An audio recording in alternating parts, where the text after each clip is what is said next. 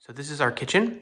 We'd like to do a tile backsplash along that wall behind the stove, and then this wall over here, and that short little wall there on either side of the fridge. So let me walk you through it.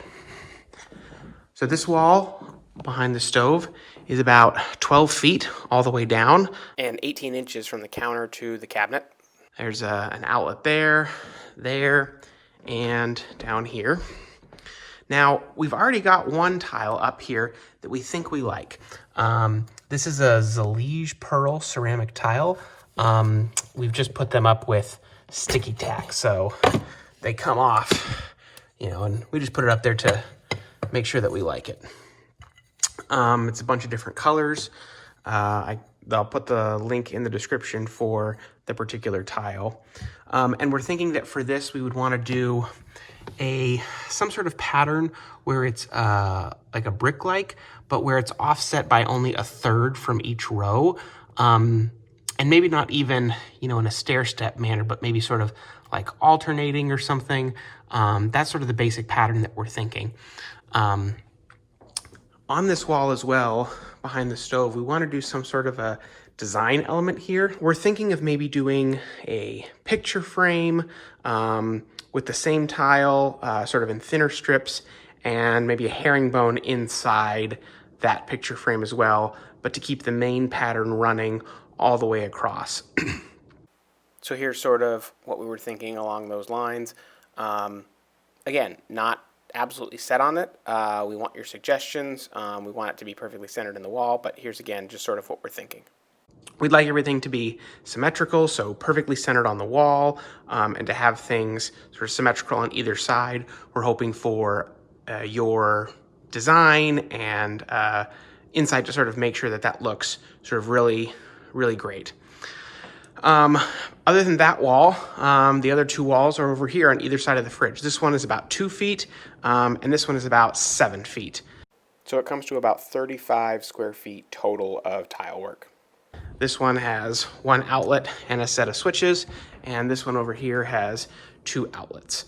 The wall over here, we're thinking, and we're not totally set on it, is that we would want the backsplash to come all the way over to the edge of the wall, come down, and then stop at the counter level height, but come all the way out to the edge of the wall. We don't think we want to carry it all the way down to the floor, and we don't think we want to stop at the cabinet because, I don't know if you can see here, but the cabinet is actually further in from the wall than the counter is. This is about 1 inch, and this is maybe more like 2.5.